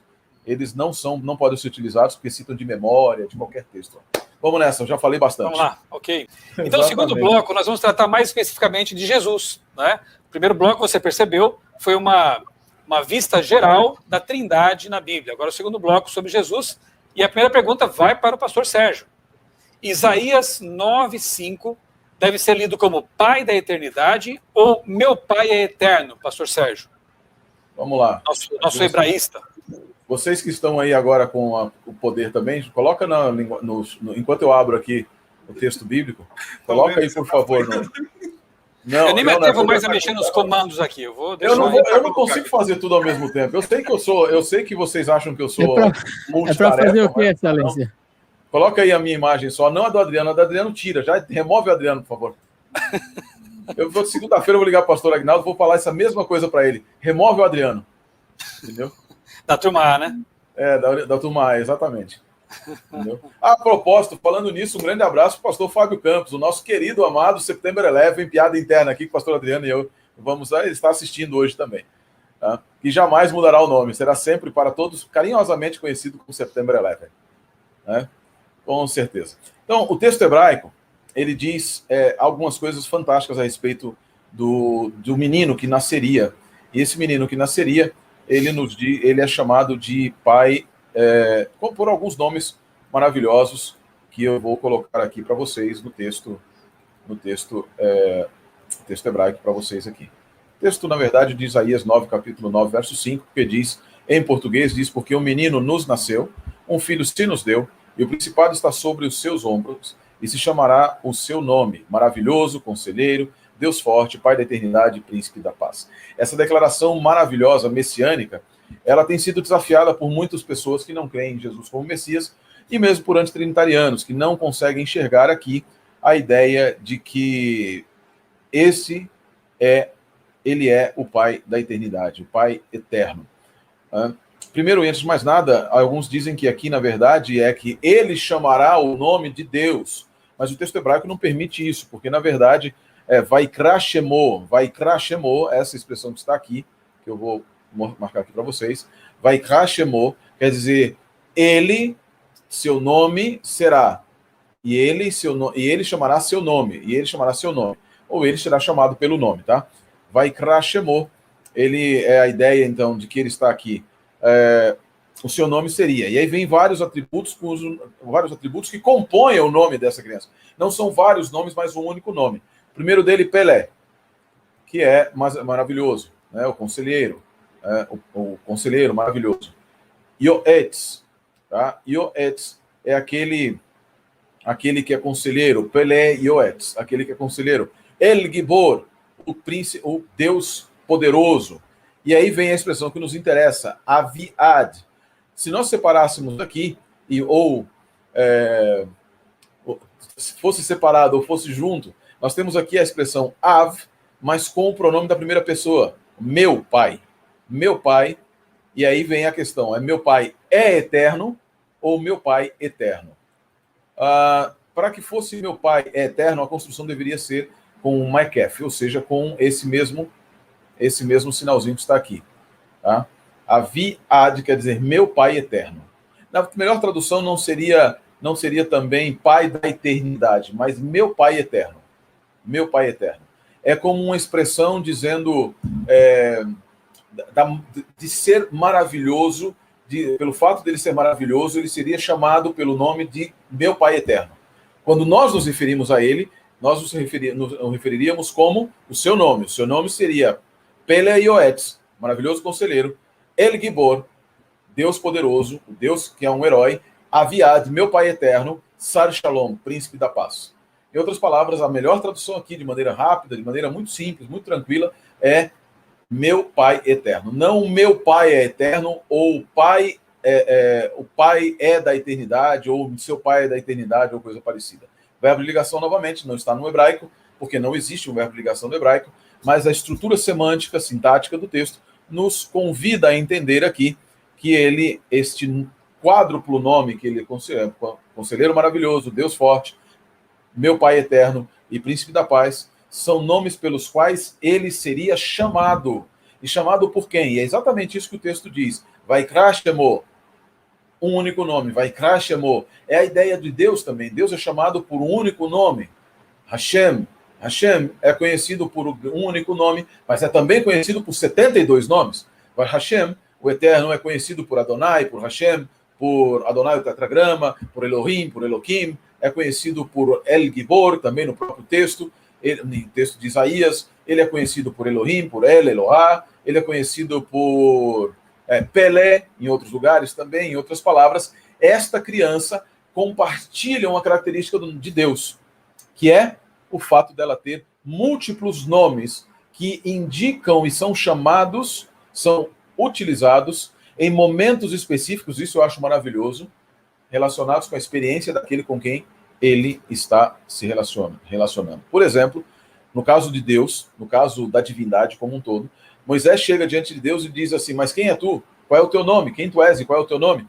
E aí Deus diz assim, Erie, Asher Erie, eu serei, eu tenho sido aquilo que serei. O hebraico é o imperfeito, né? Erie, Asher Erie, eu tenho sido aquilo que serei. A linguagem, o discurso narrativo aqui, a análise de discurso nos mostra que uma precisa narrativa não é nem eu sou o que sou, nem eu fui o que fui, nem eu serei o que serei, mas eu tenho sido aquilo que serei. E ele diz algo interessante, meu nome é Adonai, Deus de Abraão, de Isaac e de Jacó, mas o meu nome não foi a eles conhecido, eles não me conheceram pelo nome, mas nós vamos no capítulo 18, 19, 20 do livro de Gênesis e vemos Deus falando com Abraão sobre o seu próprio nome. E qual é a razão? A razão é muito simples. A razão é que o nome de Deus está no imperfeito, a razão o nome de Deus é sempre múltiplo, não apenas um único nome, porque como nós nos relacionamos com a divindade e como a chamamos, depende também da nossa visão da divindade e de quanto nós temos comunhão com ele. A experiência de Moisés foi diferente, por isso para Moisés, Erie, Asher Erie, Adonai, era algo diferente. Ele não foi libertador para Abraão, para Abraão Avino. Ele foi alguém que o chamou, o Deus invisível, o pai, o amigo, mas para Moisés ele era o libertador, para o povo ele era o libertador. Ele não foi para Davi o libertador, ele foi o Deus que era segundo o seu coração, aquele que lhe dá ordens, as ordens para a construção do templo, que era o grande rei, e assim por diante. Deus tem algo fantástico no que diz respeito à divindade, e a divindade dessa criança aqui também. Meu Pai é eterno, ele é o grande e poderoso conselheiro, e todos os nomes pelos quais ele é chamado são nomes que dependem imensamente da nossa própria experiência com ele, e em cada momento nós temos um nome diferente para chamar ao nosso Deus, para chamar ao Filho de Deus e para chamar ao Divino Espírito Santo. Um comentário aqui de Lucimara Aparecida. Ela diz assim, boa noite, sou de Bragança Paulista, aceitei por muito tempo a doutrina das testemunhas de Jeová e não entendia a Trindade. Graças a Deus, agora acredito através dos seus canais, parece tão óbvio, Deus os abençoe. Louvado seja Deus, então. Louvado seja Deus. Esse testemunho aqui da Lucimara Aparecida. Obrigado, Lucimara. E eu já aproveito, então, para encaminhar aqui a pergunta ao pastor Eleazar, que tem muita relação com o que a Lucimara acabou de comentar, né? Pastor Eleazar, Jesus era Deus ou um Deus com D minúsculo, como afirmam as testemunhas de Jeová? Como entender, então, João capítulo 1, verso 1? O áudio tá desligado, pastor Eleazar. Ok. Esse é um assunto muito interessante. Eu também fiz um vídeo sobre ele e eu queria explanar um pouquinho para vocês sobre a gramática grega ali no texto de João 1 e o verso 1. Eu vou falar um pouquinho sobre a regra de Cowell, mas não como um determinante para o tema, mas eu vou tentar de maneira simples explicar algo que é bem complexo, tá? Que é a gramática grega. Eu vou falar para vocês hoje sobre o predicativo, nominativo, anártoro e pré-verbal. Não se preocupe, não é nenhum bicho de 7 cabeças, não, vai dar para a gente entender. Eu vou compartilhar então com vocês quem foi Cowell. Ernest Cowell foi um grande linguista, tá? Um grande estudioso da língua grega, e ele então, deixa eu compartilhar aqui, pronto. Ele então falou algo muito interessante, mas bem antes dele alguém já tinha falado sobre este assunto. João 1 e o verso 1 diz, no princípio, vamos ler, era o verbo estava com Deus e o verbo era Deus. Em grego, como é que nós temos esta passagem? Nós temos ela dessa forma aí, tá? Eu vou colocar aqui o laser point para mostrar. Enarché, ou enarché, esse que tem, esse X aqui tem um som meio estranho, né? Difícil pronúncia. Enarché enrologos, kai rologos en prostonteon, kai theos enrologos. O problema todo estaria nessa última frase aqui. E a gente vai estudar essa última partezinha aqui e traduzir. Porque aqui, olha, enarché, no princípio, era en rologos, era o logos, era a palavra, kai rologos, e a palavra era ou estava proston theon, com Deus. Então, no princípio era o verbo, a palavra, e o verbo estava com Deus. Aí agora vem o finalzinho. Kai theos en rologos. Qual a melhor tradução para essa parte? E o verbo era um Deus, e o verbo era o Deus, e o verbo era Deus. Como que fica a melhor tradução? Veja. Quando eu falei sobre o predicativo nominativo anartro e pré-verbal, só explicando para vocês, predicativo nominativo é o termo que sintaticamente refere-se ao sujeito e aquilo que define, tá? E o define. Anartro quer dizer a designação para o substantivo desacompanhado de artigo. Então, substantivo que não tem um artigo acompanhando ele é chamado substantivo anartro. E pré-verbal refere-se ao posicionamento do predicativo em relação ao verbo, isto é, antes do verbo de ligação. Então, vamos lá para tentar tornar isso aqui simples. Um predicativo nominativo definido, de acordo com o que Cowell disse, tem artigo quando ele segue o verbo e não tem quando ele precede o verbo. Tá? Então, essa ficou conhecida como uma regra de Cowell. E aqui nós temos a expressão kai theos en rologos. E aí, pastor, como é que a gente entende aqui? Isso aqui, ó, é o artigo ro, logos. Então, ele está acompanhado. A palavra theos, Deus, não tem artigo. Percebeu que aqui, ó, não tem o artigo aqui, tá? E aqui não tem artigo. Então, vamos ler novamente. Um predicativo nominativo definido tem artigo quando segue o verbo. Ou seja, depois do verbo, aqui o verbo en, era. Então, ele tem que ter artigo quando segue o verbo. E não tem artigo quando precede o verbo. Não tem artigo quando precede o verbo. E Martinho Lutero, quando ele fez a análise de João 1, ele disse algo muito interessante. Ele diz assim, olha, a falta de um artigo vai contra o sabelianismo. A ordem das palavras vai contra o arianismo. Por que ele disse isso? Eu vou explicar para vocês de maneira bem interessante. Gente, só existia uma forma de João escrever esse verso para a gente entender como está escrito aqui.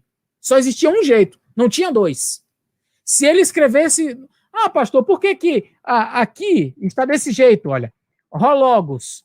Se a gente lê, no princípio era o verbo estava com Deus, e o verbo era Deus, não está de trás para frente? Não é hebraico, é grego. Por que aqui o sujeito vem primeiro? Por que a gente não traduz? E Deus era o verbo. Por que a gente diz e o verbo era Deus? Então vamos lá. O Martinho, ele disse que a ordem das palavras, a maneira como ele foi escrito o texto, vai pregar contra o arianismo. E a falta do artigo vai pregar contra o sabelianismo. E por quê? Vamos lá. Se fosse escrito dessa maneira aqui, kai rologos en hoteos, e a palavra era o Deus. Isso é sabelianismo. Por quê? No início do verso ele diz, no princípio era o verbo, e o verbo estava com Deus. Ok? Ele diz, no princípio era o verbo, e o verbo estava com Deus. Ele já definiu aqui Deus. E o verbo era o Deus. Se ele escrevesse desse jeito aqui, colocando o artigo na palavra Deus, ele estaria dizendo que o verbo era esse Deus com quem o verbo estava. Isso é sabelianismo. O sabelianismo prega o seguinte, a ideia do sabelianismo, ou monarquianismo modalístico, tanto faz, eles dizem o seguinte, existe um Deus, tá? E esse Deus, ele vai se manifestando de diversas formas. Uma hora ele aparece como Jesus, outra hora ele aparece como Pai, outra hora ele aparece como Espírito Santo, mas é uma pessoa só. Nós não acreditamos que é uma pessoa só. Nós acreditamos em 3 seres pessoais distintos, tá? Então, se ele tivesse escrito dessa maneira como vocês estão vendo na tela, a tradução seria essa. No princípio era o verbo, beleza, eu tenho o verbo. O verbo estava com Deus, e o verbo era Deus. Se ele tivesse escrito do jeito que está ali, Hotheos, então ele estaria dizendo assim, no princípio era o verbo estava com Deus, e o verbo era esse Deus aqui. Ele era o Deus. Então, era sabelianismo. A ausência do artigo na palavra theos não permite esse tipo de construção. E algumas pessoas que querem dizer, era um Deus, querem botar o um minúsculo ali, né, um Deus minúsculo, eles dizem, porque não tem um artigo, mas não podia ter artigo, porque se tivesse, estaria dizendo que o verbo era o mesmo Deus. Então, isso é sabelianismo. Agora, a ordem das palavras é que ficou perfeito, porque se ele tivesse escrito assim, kai hologos en theos, teria escrito assim, e a palavra era um Deus. Por quê? Por causa da regra de Cowell. Porque a regra de Cowell, que na verdade não é Cowell, ele só definiu isso, algo que já estava na língua grega. Eu vou voltar para vocês verem aqui a regra. Um predicativo nominativo definido tem artigo quando segue o verbo e não tem artigo quando precede o verbo. Então, se tivesse escrito desse jeito aqui, olha, aí sim a tradução seria, e a palavra era um Deus. Aí teria que ser assim. Kai hologos, e a palavra era theos, um Deus. Só que, como João não escreveu nem assim e nem assim, a única tradução possível para esta expressão, kai theos en hologos, e a palavra era Deus. Ele ele colocou o predicativo na ordem invertida ali, e ele colocou o sujeito aqui com o artigo depois do verbo, e colocou Deus antes do verbo sem o artigo, porque não precisa, conforme a regra de Cowell. Então, a única tradução possível para essa expressão, para essa sentença, é exatamente do jeito que está aqui. E a palavra, e o verbo, era Deus. O Logos era Deus. Não existe outra tradução possível? Não. Não tem como traduzir de outra forma. Se você colocar desse jeito, a palavra era um Deus. Se você colocar desse jeito, e a palavra era o Deus, ou seja, o Deus que é apresentado no começo do verso. Ou seja, nós não temos aqui nem sabelianismo e nem arianismo. Nós temos aqui um texto claro falando que no princípio era o verbo estava com Deus, e o verbo era Deus, ou seja, Jesus Cristo é Deus. Ponto final. Não se discute. João, ele arranjou o texto de uma maneira tão impressionante. E eu não tenho como... Gente, não tem como negar a inspiração.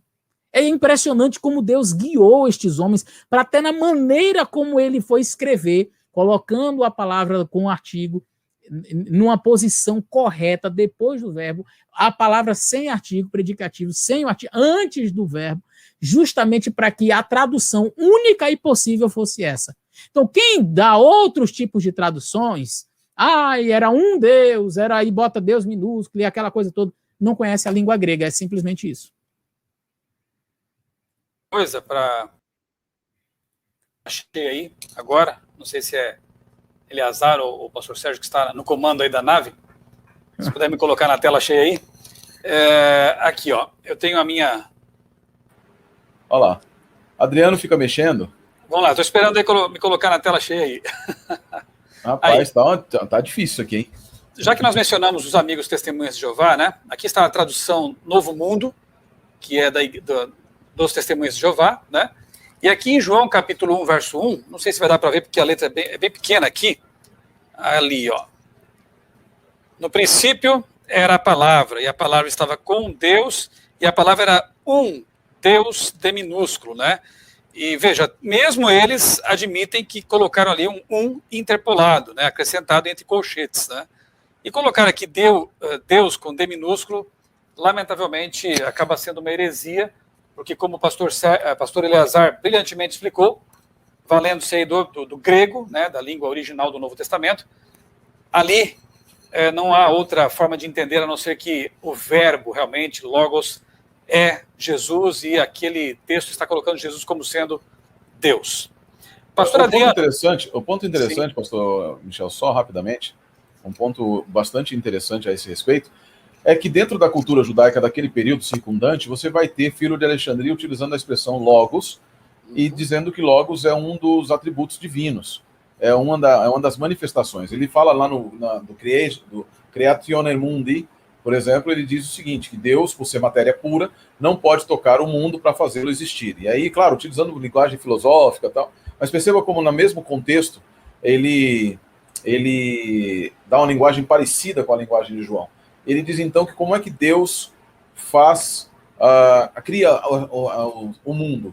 É através do Logos, que é a maneira pela qual ele retira, que é parte de Deus, e que retira do mundo arquetípico, entendeu? Do arquetípico do mundo ideal para colocar no mundo real. Então, Deus é percebido sempre como uma trindade, como uma triunidade, em que é composto Kyrios, o senhorio, e depois indo para o Senhor, o Logos, que se manifesta, etc. Em outras palavras, assim, nós temos evidências bíblicas, evidências circunstanciais, para vocês terem só uma ideia, só para atiçar a curiosidade. Miguel é chamado na literatura próxima ali do tempo de Jesus de segundo Deus. Miguel, eu tenho um vídeo sobre isso, o pastor Eleazar tem 240 vídeos sobre esse assunto também, né? Todos têm vídeos sobre isso, porque ficam atiçando, perguntando, ficam questionando, você responde uma coisa, o pessoal fica repetindo o mesmo argumento, aí eu respondo, o pastor Eleazar tem que responder, daqui a pouco o Leandro responde, daqui a pouco o Michelson responde, e a gente vai respondendo. A vida nossa está aqui para isso, para responder aqueles que acham que a doutrina da Trindade ou qualquer outra doutrina da Igreja Adventista está incorreta. Obrigado pela parte que me toca, sintam-se à vontade. Ok, eu quero fazer só um acréscimo aqui, breve, né? Vou ler aqui, convido os nossos amigos que estão aí acompanhando a live neste momento, mais de 1.200 pessoas nos 4 canais. Se você não se inscreveu ainda nos canais, faça isso neste momento. Compartilhe também o link dessa live, ela ficará gravada nos 4 canais. Depois você pode enviar esse conteúdo para amigos que têm dúvidas sobre a Trindade, enfim, sobre os assuntos que temos tratado aqui. Eu gosto de sempre ler, comparando aqui, para também falar da divindade de Cristo, Eclesiastes 12, verso 7, que diz assim: e o pó volte à terra, de onde veio, e o espírito, o fôlego, né, volte a Deus que o deu. Ok. Então, segundo aqui Salomão, o fôlego, né, o ruach, ele volta para Deus, correto? É o que o texto diz. Quando a gente vai para Atos, capítulo 7, verso 59, Atos, capítulo 7, verso 59, você pode anotar na sua Bíblia, são 2 textos interessantes, em paralelo, né? Então você anota aí Eclesiastes 12, verso 7, e Atos 7, 59, que diz o seguinte, lembrando, lá no Antigo Testamento, Salomão, Eclesiastes, afirma que o fôlego, o espírito, o ruach, ele volta para Deus quando a pessoa morre, naturalmente, né? E aqui, em Atos 7, falando sobre o apedrejamento de Estevão, é dito o seguinte, que enquanto apedrejavam, Estevão orava dizendo: Senhor Jesus, recebe o meu espírito. Ora, e claro, aqui é pneuma, né, mas é o equivalente ao ruach lá do hebraico, né? Como que Estevão podia, neste momento ali, sendo apedrejado, vendo o céu aberto, Jesus ali, o contemplando, claro que em aprovação pelo martírio desse santo homem, Estevão, então, diz uma blasfêmia dessa: Senhor Jesus, recebe o meu fôlego, o meu espírito, sendo que o Antigo Testamento afirma que o espírito, ele vai para Deus. Como harmonizar esses textos? É simples. Se você entende que Jesus é Deus, está tudo resolvido. O espírito volta para Deus, para Jesus, tanto faz, porque, como já vimos, o Pai é Deus, Jesus é Deus, o Espírito é Deus. Um outro texto muito interessante, né, de João 8,58, há muitos textos que poderíamos mencionar aqui, né, mas quando Jesus ele se afirma como sendo o eu sou, antes que Abraão existisse, eu sou, ego eimi. Naquele momento os judeus entenderam muito bem o que ele estava dizendo e quiseram apedrejá-lo, porque ele estava fazendo uma menção direta a Êxodo 3,14, em que Moisés, ao entender que estava na presença do Anihu, ou seja, o eu sou, o Deus eterno, Jesus se coloca em igualdade com o Deus que se revelou a Moisés. Por isso quiseram apedrejá-lo por blasfêmia. Não fosse Jesus Deus, realmente, pela lei judaica, ele estava blasfemando. Mas como ele é Deus, aquilo não estava equivocado. Ele realmente é o eu sou. Bom, pastor Adriano, fechando aqui... Antes só aproveitando essa confluência de textos, Adriano está brincando lá, gente. Coisa impressionante, não para. Essa confluência de textos... aqui, aí, estão me tirando toda hora aqui, ó. É claro, para quê? Você nem precisava estar aqui. Brincadeira, viu? Vocês viram como esses dois trocam farpas, mas se amam, né? Claro, com certeza. Isso, até logo. Deixa só o quadro de barreiros ali, cara. Brincadeira. Sem um daqueles... Não se vá, porque ainda tem uma pergunta para você aqui nesse bloco. E só rapidamente aqui, tem dois outros textos interessantíssimos quando você compara com a Bíblia Hebraica com o Novo Testamento, que demonstram a mais não poder, utilizando a linguagem aqui do mundo jurídico, a mais não poder, a existência da divindade. No livro de Isaías, capítulo 6, nós encontramos ali a visão de Isaías, do trono de Deus, e etc. E aí, porque eu sei que a gente vai falar sobre algo parecido, mas veja, em João 12, versos 40 a 42, essa visão ela é referenciada como sendo de Jesus, porque Isaías falou dele porque viu a sua glória. No capítulo 48 de Isaías, a partir do verso 11, é dito também assim, Deus começa a falar, porque eu fiz isso, eu fiz, eu estava lá desde o princípio, te anunciei todas as coisas, etc. E aí no verso 16, se não me engano, no verso 16, ele diz assim, pois eu mesmo, o Eterno, eu, Senhor, portanto, o Senhor, o Eterno, me enviou juntamente comigo o seu Espírito. Peraí, Deus está dizendo que é sendo enviado por Deus? E aí nós lembramos de João capítulo 17, verso 3, que a vida eterna é essa, que conheçam a ti como único Deus verdadeiro e a Jesus Cristo a quem enviastes. Quando nós nos lembramos e nos juntamos esses textos, nós percebemos nitidamente que Jesus Cristo era visto na Bíblia hebraica, a segunda pessoa da divindade era visto na Bíblia hebraica como sendo, ou melhor dito, Jesus era visto na Bíblia hebraica como sendo integrante do ser de Deus, parte da divindade. Muito bom. Pastor Adriano, fechando então o segundo bloco ainda sobre Jesus, Cristo terá quem em sua companhia por ocasião de seu retorno, de sua segunda vinda? Muito bem, eu tô aqui, né? Eu tô me sentindo um participante da live interno, né? Eu tô aqui ouvindo.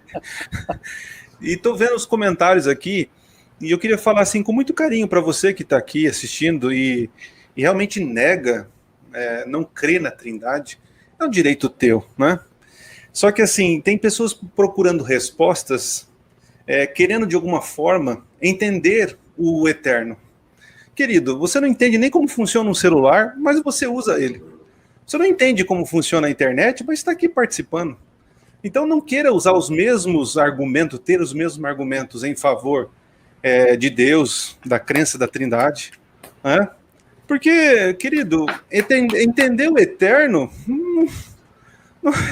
querido, a gente é tão pequeno, a gente está só baseando na revelação. Nós vamos ver, como Paulo fala, nós vamos conhecer e ver realmente como ele é na eternidade, querido. Assim, se você não aceita o Espírito como sendo Deus, Jesus como sendo Deus, querido, é uma decisão sua, mas é melhor, eu creio que é melhor não negar do que negar. E a gente está tentando mostrar aqui os papéis deles, né? E a revelação, tá? Então, assim, e outra, cuidado para não antropomorfizar Deus. A gente quer olhar Deus como vê o ser humano. Aí Repete.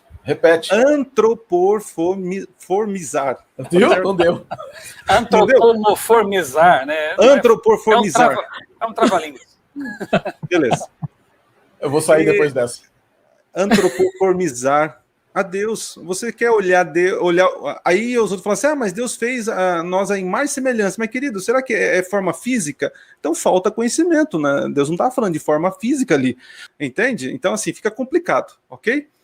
Bom, eu vou aqui para os meus argumentos. Como eu falei, eu estou aqui tentando ampliar um pouco, né? Não estou usando o grego e nem o hebraico como meus amigos, né? Essa parte deles. Eu estou aqui dando meus 2 centavos para fazer você compreender um pouquinho mais e de forma mais simples aí e objetiva, tá? Eu vou falar agora sobre o retorno de Jesus. O retorno de Jesus. Então vamos lá, deixa eu colocar minha telinha aqui. Cadê? Share screen. Cadê? Beleza, achei aqui. Então vamos lá. Muito bem. Clica aqui na tela. Agora foi. Jesus terá quem, né, em sua companhia na ocasião do seu retorno? E por que falar sobre isso? Para vocês entenderem mais uma vez que tudo que a divindade faz, ela faz em conjunto, tá? Então vamos entender um pouquinho. Existem textos bem conhecidos. Se eu fizer uma pergunta, mas Jesus, quando voltará, ele vai vir com quem do céu? Né? Ele vai retornar à terra, vai vir com quem? Todo mundo vai dizer assim, vai vir com os anjos. E o texto muito usado, Mateus 24:31, diz assim, e ele enviará os seus anjos com grande clangor de trombeta, os quais reunirão os seus escolhidos dos 4 ventos de uma a outra extremidade dos céus. Beleza. Tem outro texto em Marcos que diz assim, ó, então verão o Filho do Homem vir nas nuvens com grande poder e glória. Ok. Mas, estudando um pouquinho mais, vocês vão, assim, ver um detalhe na volta, né? Na volta de Jesus. Então, vamos lá. Em Apocalipse capítulo 1, no verso 4 e 5, João está fazendo a introdução do livro e ele diz o seguinte, olha só. Ele diz assim, João, as 7 igrejas que se encontram na Ásia, graça e paz a vós outros, da parte daquele que é, que era, que há de vir. Então ele cita uma pessoa importante, um ser importante. Aí depois ele fala assim, da parte dos 7 espíritos que se acham diante do seu trono e da parte de Jesus Cristo. Tá? Então esse aqui nós vamos falar um pouquinho mais à frente. A fiel testemunha, o primogênito, que se acham diante do seu trono. E da parte de Jesus Cristo, a fiel testemunha, o primogênito dos mortos e o soberano dos reis da terra. Aquele que nos ama e pelo seu sangue nos libertou dos nossos pecados. Bom, esse texto já traz uma luz aqui. Primeiro está falando aqui de 3 pessoas. 3 pessoas. Muitos perguntam, cadê o Espírito Santo do Apocalipse? Eu vou falar isso depois. Se eu não me engano, o Sérgio vai falar sobre o tal do trono, que todo mundo quer o trono do Espírito Santo. Então, isso aí o Sérgio, acredito que vai falar aí. Mas muito bem. A minha parte aqui é fazer vocês entenderem o seguinte, quem é esse que é, que era e que há de vir? No capítulo 4, mais à frente de Apocalipse, você vai ter essa referência novamente. Capítulo 4 mostra realmente o Pai sentado no trono. No capítulo 5 de Apocalipse, já é a exaltação do Filho, que ele toma o livro da mão de Deus. É algo muito lindo, é uma cena fantástica.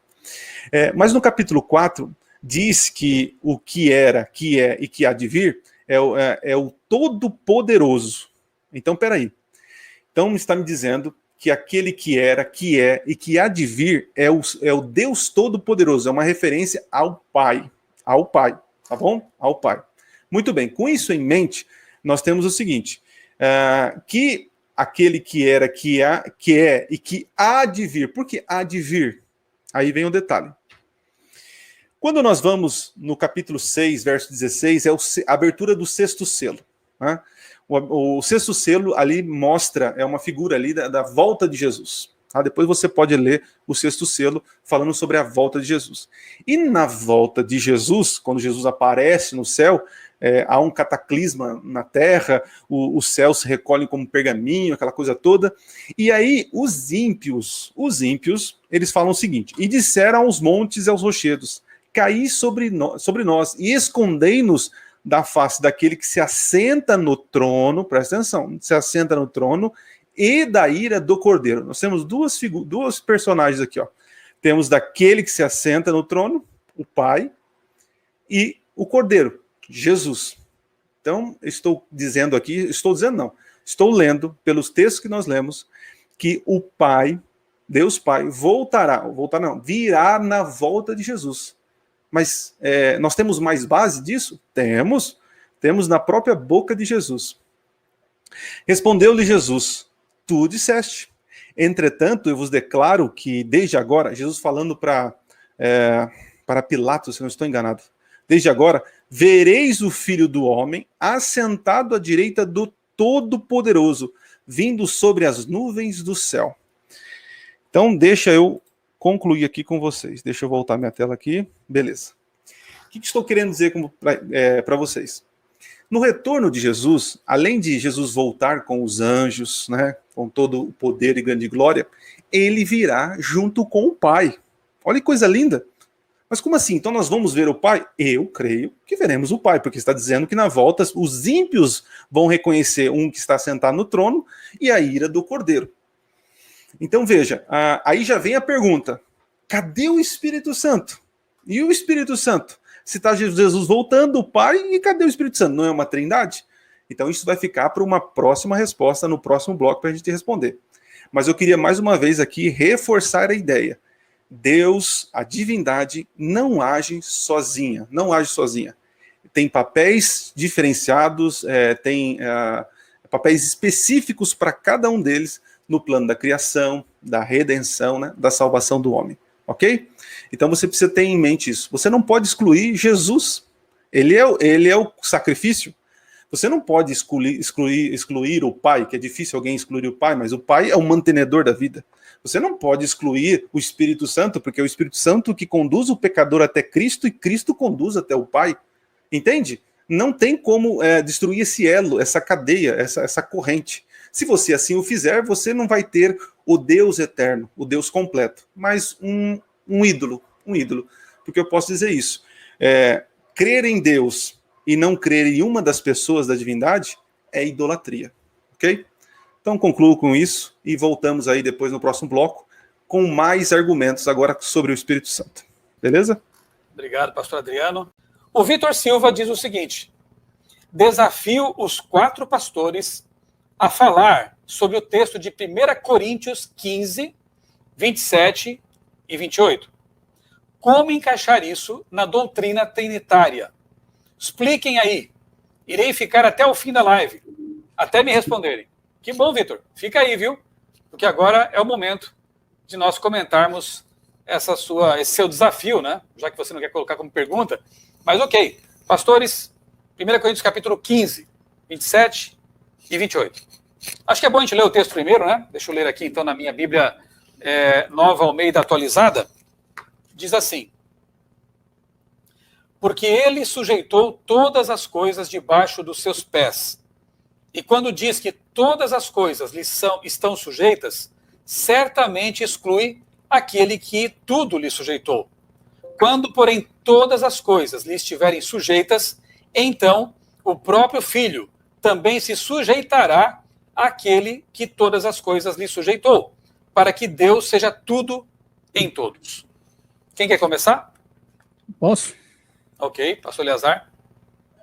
Uma das maiores dificuldades que algumas pessoas têm quando se fala do assunto da divindade é achar que a figura de Jesus ou do Espírito Santo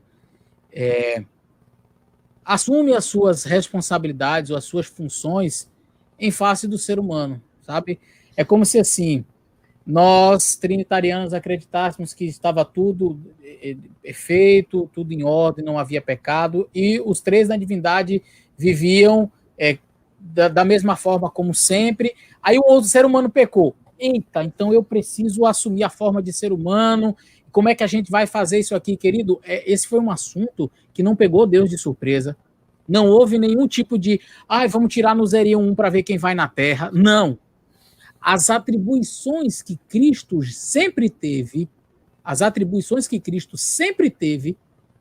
fizeram com que a única possibilidade de vir à Terra recaísse sobre ele. Jesus, ele sempre foi mediador. E a mediação, ela não é porque existe pecado ou não existe pecado. Cristo sempre foi o ser da divindade em contato com suas criaturas. Não é à toa que nós, adventistas, acreditamos em Jesus Cristo como o arcanjo Miguel. Já apresentei evidências, pastor Sérgio e pastor Leandro, quase pastor Michel, enfim. Mas dá uma olhada nos meus últimos vídeos sobre o arcanjo Miguel que você vai entender. É Deus no meio de suas criaturas. Então, aquele ser que sempre esteve ali, quando o ser humano peca, está óbvio quem é que vai. Jesus. Jesus, ele sempre foi este ser da divindade que resolveu esvaziar-se. Por livre e espontânea vontade, não foi por pressão, não foi porque ninguém deu ordens, agora vou te rebaixar, não. Ele quis. E o Espírito Santo? A função dele sempre foi atuar no coração dos anjos, dos seres humanos? Ou você acha que quando Lúcifer estava lá no céu tentando arregimentar o seu exército contra os anjos de Deus e ele foi expulso de lá, quem foi que trabalhou no coração dos outros anjos que não saíram de lá? Quem estava fazendo o trabalho lá para dizer assim, olha, permaneça no céu, esse caminho que Lúcifer está tomando é um caminho errado? Lógico que foi o Espírito Santo. A função dele é sempre essa, de consolador, de atuar nos corações. Então, é um aspecto lindo. A divindade sempre trabalhou nessa unidade, nessa uniformidade. E como é que eu sei disso? A gente olha o livro de Coríntios, a gente olha assim, puxa, tá vendo? Deus vai sujeitar a Jesus, porque ele é menor. Não tem nada a ver. Se você lê Filipenses capítulo 2, o verso 7, diz assim, verso 5, de sorte que haja em vós o mesmo sentimento que também houve em Cristo Jesus, que sendo em forma de Deus, não teve usurpação ser igual a Deus. Em outras palavras, ele sendo Deus, não ficou preocupado, não, porque eu sou Deus, não. Mas esvaziou-se a si mesmo, não foi esvaziado. Ele esvaziou-se, não foi alguém que esvaziou ele. Esvaziou-se a si mesmo, tomando a forma de servo, porque ele quis, fazendo-se, ele se fez semelhante aos homens, e achando na forma de homem, humilhou-se ainda mais a si mesmo, sendo obediente até a morte e morte de cruz, porque ele quis. Porque ele quis. Então, quando Cristo se sujeita, quando Cristo se coloca numa posição inferior, quando Cristo desce do patamar de divindade e vem ao patamar de ser humano, e ainda no patamar de ser humano vai a uma morte terrível, que é a morte de cruz, é porque ele quis. Isso não diminui a divindade de Cristo um centavo, como usa a expressão aí o meu amigo Adriano, não diminui uma vírgula da divindade de Jesus, ao contrário. Para mim, é muito mais bonito quando eu olho um Deus que, sendo tão poderoso, que a Bíblia diz em Colossenses, todas as coisas foram feitas por ele, por intermédio dele, para ele. E lá no livro de João diz que tudo foi feito por ele, e sem ele nada do que foi feito se fez. Esse Deus que fez todas essas coisas diz, eu vou nascer no curral, lá na estrebaria, lá numa manjedoura, no coxo. Então, o fato de Jesus desejar sujeitar-se é porque faz parte da sua índole, do seu caráter, ser humilde. Jesus ele não era humilde porque ele queria mostrar, eu preciso ser humilde. Não, ele simplesmente é humilde. Sempre foi assim. Os discípulos estavam lá com Jesus sentados à mesa e era comum que o servo, sempre quando chegava uma pessoa importante, o servo ia lá e lavava o pé do Senhor que acabava de chegar. Jesus entrou, ninguém lavou o pé dele. Os discípulos, nenhum lavou o pé do outro. Em outras palavras, nenhum aqui é servo, não. Somos todos iguais aqui. Então vai ficar todo mundo com o pé sem lavar. Jesus toma uma bacia e começa a lavar. Em outras palavras, já que vocês não são servos, eu sou servo. Eu lavo os pés de vocês. Esse é Jesus. Esse é Jesus, aquele que se sujeita, aquele que se esvazia, aquele que se coloca numa posição inferior, mesmo não sendo. Mesmo não sendo. Ele se coloca assim. Então o texto de Coríntios é muito simples. Ele fala simplesmente do caráter de Cristo, desse ser tão especial que se humilha, que se esvazia, que se sujeita, simplesmente porque ele quer, porque faz parte da sua índole. É bom dizer que é uma submissão funcional, né? Não de natureza. Exatamente. Né? Exatamente. Pastor Sérgio. Olha, vamos exegeticar isso daí que o pastor Eleazar falou de forma teológica. Gostei da expressão, exegeticar. Exegeticar. Exegeticar. Vamos lá, exegeticar. O termo grego utilizado ali, que é o verbo hipotasso, ele aparece, por exemplo, em Romanos 13, e ele aparece em Romanos 13 no sentido de que nós devemos nos submeter às autoridades. Isso quer dizer que a autoridade é, de alguma maneira, essencialmente diferente de mim, mais poderosa do que eu?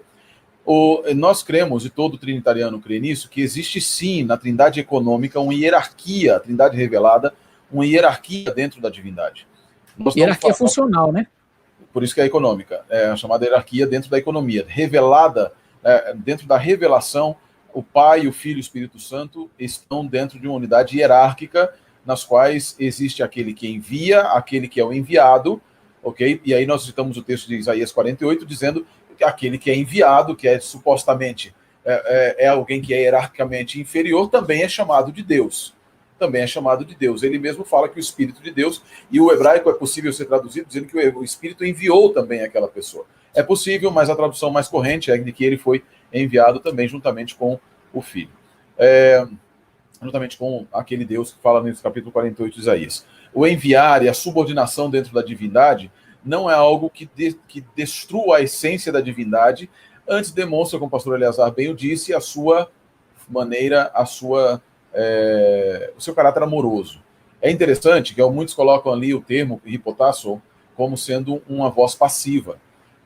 Entretanto, a voz passiva no grego, a exegese daquele texto, demonstra que é preciso tomar a voz passiva como uma voz média, demonstrando que Jesus submeteu a si mesmo. Ele faz isso de maneira constante, de maneira absoluta, para que haja um restabelecimento da unidade entre o homem e Deus. Perceba, e é preciso importante, aqui o Vitor lembrou ali, ele disse, lembre-se que ali ele não está mais como homem. Errado, ele vai estar sempre como homem. Ele não vai deixar de ser homem, por isso vai estar sempre como sendo um representante da pequenez do homem diante de Deus e da grandiosidade de Deus diante do homem. E por causa disso, e como é que nós vemos isso? No ritual do santuário, na própria construção do santuário. Quando nós vemos na construção do santuário, em que nós tínhamos as cores do santuário, o azul que representava Deus, lá em Êxodo 24, representava o trono de Deus, representava a divindade, e o vermelho que representa o homem, a pecaminosidade do homem, o sangue do homem, o pecado do homem, ainda que os vossos pecados sejam vermelhos como o carmesim, como a escarlate, se tornaram brancos como a branca lã, e nós temos ali um dos outros cortinas, uma outra cor, das 3 cores que eram utilizadas, o púrpura, que é a mescla do azul com o vermelho. Além dessa mescla do azul com o vermelho, nós temos também... Aqui está uma briguinha aqui, ó. A briguinha de quem todo mundo é autoridade aqui agora. Além disso, nós temos o fato, no ritual do santuário, do alimento. E é naquele único sacrifício que participavam Deus, participavam ali comendo, entre aspas, Deus, o sacerdote e o ofertante, era o Zebar Shelamim. O Zebar Shelamim, um sacrifício de comunhão, demonstrando que o sacerdote deveria comê-lo também. Ele deveria participar comendo. E quando ele comia, o sacerdote comia somente ele, o sacrifício de culpa, o hatat, o hasham, o sacrifício pelo pecado e o sacrifício pela culpa, ele se demonstrava a vontade de Deus de vir até nós e se transformar em um conosco e voltar para ele como sendo dele. O que isso tudo quer dizer aqui? Voltar como sendo representante, vir como representante de Deus e voltar como representante da humanidade. Jesus jamais deixará de ser representante da humanidade. Essa voluntária submissão a ele, ao final daquilo que as pessoas entendem como kenosis de Filipenses 2, ela tem a ver não com a submissão essencial, nem com diferença essencial, mas com a contínua submissão do Filho de maneira voluntária como representante eterno da raça humana. Por isso, ali o contexto, e veja, eu acho fantástico a ideia que está ali, veja só, Jesus está na mesma categoria daquele que a tudo submete. Obviamente, o Pai não está submisso a ele, e ele não está submisso a mais nada na ordem criada, na ordem do universo. Apenas a divindade, apenas da divindade, há a noção da não submissão. E Jesus não é posto sob submissão, demonstrando que ele é essencialmente igual a Deus. Porque Deus não pode colocá-lo sob submissão, a não ser que seja algo por sua vontade. Isso demonstra necessariamente, aqui o verbo hipotasso nos indica isso de maneira clara, a sua voz média, a sua voz passiva tomada como média dentro da exegese grega, que não há um ato de imposição decorrente de uma diferença essencial ou de uma diferença hierárquica causada por essência, mas simplesmente por um ato de entrega voluntária de Cristo, que é o teor máximo de toda a demonstração de Jesus Cristo. Como o pastor Eleazar lembrou também, Jesus ele se entrega. E vejam o que nós vamos encontrar, nós vamos entender isso quando nós vemos o fato de Jesus sendo a essência de Deus. E aqui eu gosto muito de um texto maravilhoso, que é o texto grego de Hebreus 1, versos 2 e 3, que diz que Jesus é o hypostasis character suo. Hypostasis, em grego, character quer dizer cópia, e hypostasis quer dizer pessoa, essência. Jesus é a cópia, a imagem da essência de Deus. É isso que está escrito em Hebreus 1, 3. A cópia expressa a imagem da sua pessoa. Pessoa, hipóstasis, é essência. É aquilo que torna a pessoa ser o que ela é. Eu não posso ser uma hipóstase de um animal, porque eu sou uma hipóstase de pessoa. Quando a Bíblia diz que Jesus é um hipóstase, um caráter, hipóstase sul, quer dizer que Jesus é uma cópia, a representação, a imagem da pessoa de Deus em sua essência. Tudo isso posto, a evidência da Bíblia hebraica, mais a evidência do Novo Testamento, respondem de maneira clara ao desafio do Vitor, demonstrando que 1 Coríntios 15 não lida com questões de diminuição de essência, nem com diferença de essência, mas com submissão voluntária daquele que é o representante da humanidade, constantemente para aquele que é adiante de quem ele representa a humanidade para todo o sempre. Agora pode tirar aqui o meu... coisa aqui. Eu tenho que ficar sério, porque minha esposa me mandou uma mensagem: hoje você está bonitinho, você não está pegando na barba o tempo inteiro e etc. O desafio dela é mais poderoso do que o desafio do Vitor. Olha aí, e você cumpriu muito bem.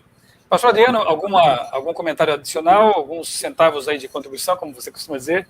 Olha, eu fico aqui aflito, né? Porque meus amigos, eles são muito inteligentes, eles já falam os argumentos, né? Então não preciso ficar repetindo, mas eu queria falar ao coração, né?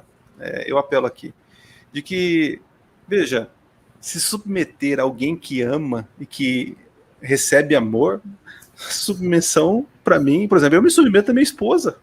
Claro, eu conheço a Poliana. Não sei, mas por amor, por amor. E de maneira alguma eu me torno inferior a ela. Tá vendo? Mais uma vez nós queremos antropomorfizar, né, a Deus. Então, querido, cuidado com esse tipo de afirmação, né? Não faça esse tipo de comparação, né? Mas Jesus se submete para o amor, coisa linda. O Espírito Santo é interessante. A turma fala, mas cadê o Espírito Santo? Mas, Jesus falou assim, ó, ele vai vir, mas ele não vai ficar falando dele. Ele não é orgulhoso para falar dele. Ele vem para me revelar. E eu vim aqui, não é para falar de mim, não. Eu vim para revelar o Pai. Olha que coisa linda, gente.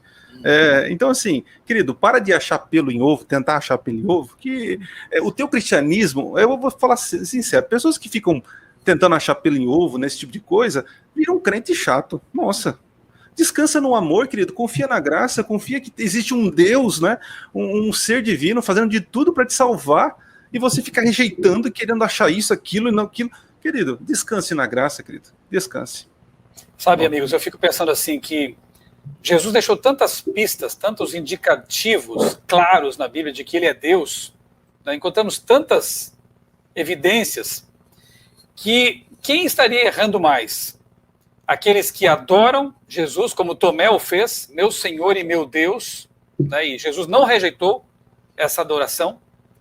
Esses estariam errando mais do que aqueles que a obra parece ser minimizar Jesus, rebaixar Jesus, transformá-lo num semideus, num anjo.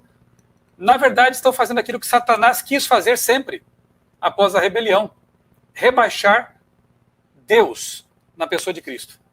Então, é bom pensar bem o que alguns estão fazendo, né? É bom orar, é bom analisar, o assunto é sério, né? Você pode estar rejeitando a divindade como revelada na Bíblia. É verdade que a Trindade é um mistério não tão explicado assim, porque, como já foi dito aqui, a nossa mente finita não alcança a divindade. Impossível. Mas é um mistério revelado. A revelação é suficiente para que nós possamos compreender aquilo que pode e deve ser compreendido. Agora, uma vez que você conheça isso, rejeitar essa verdade o coloca numa situação muito perigosa. Glauciano Bezerra de Barros gostaria de saber se procede a ideia de que o Espírito Santo é a parte feminina de Deus. Ele viu isso num canal aqui, eu não vou citar o nome do canal, mas viu algo dizendo, né, apresentando essa ideia de que o Espírito Santo seria, então, a parte feminina de Deus. Alguém quer comentar essa questão aqui antes de nós avançarmos? Eu acho que ele viu isso na cabana, né? Na cabana toca mais ou menos esse assunto, né?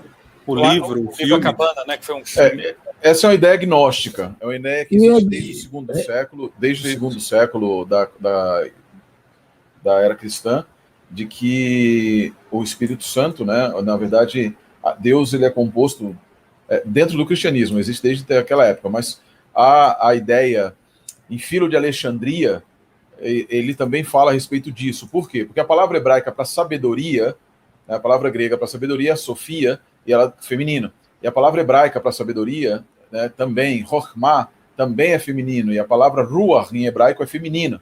E aí, por causa disso, algumas seitas gnósticas, tanto judaicas quanto cristãs, elas entendiam uma manifestação feminina de Deus, um aspecto feminino de Deus, que era esse espírito, esse Ruach, ou o Ruach é chamado Ruach Hokmat, que era o espírito da sabedoria.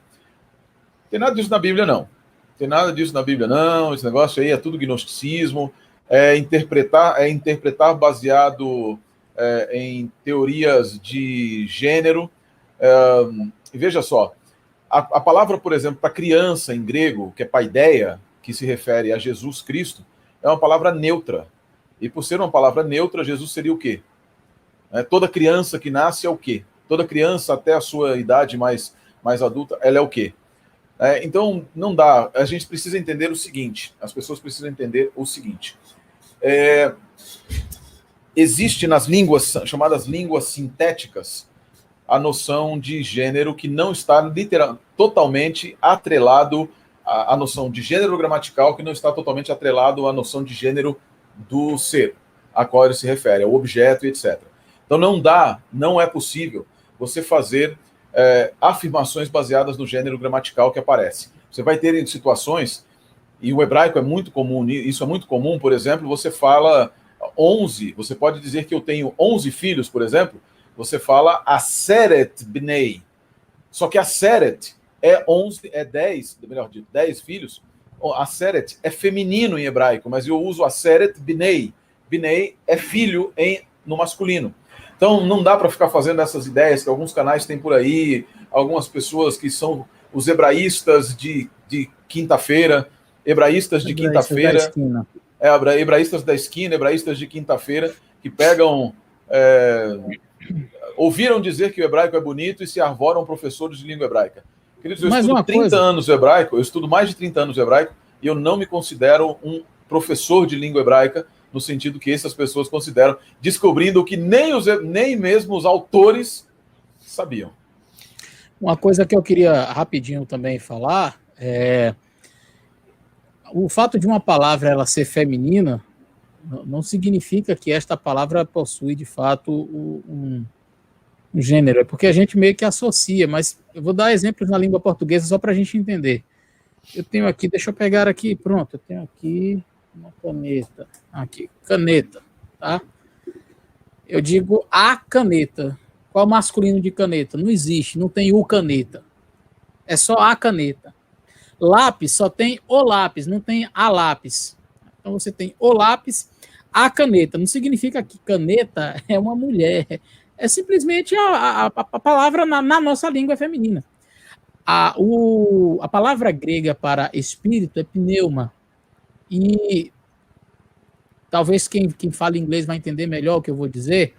No grego, além do masculino e do feminino, nós temos o neutro. É um gênero, uma forma da língua grega expressar, que no inglês seria he, she e tem o it, né? Que a gente usa para coisas, para objetos. No grego, não necessariamente o neutro é para coisas e objetos, não tem nada a ver. Mas é uma coisa a mais. Você tem um masculino, tem um feminino e tem um neutro. De maneira muito impressionante, a palavra pneuma, ela é uma palavra neutra. E existem os artigos neutros para a língua grega. Existem os artigos masculinos e existem os artigos femininos.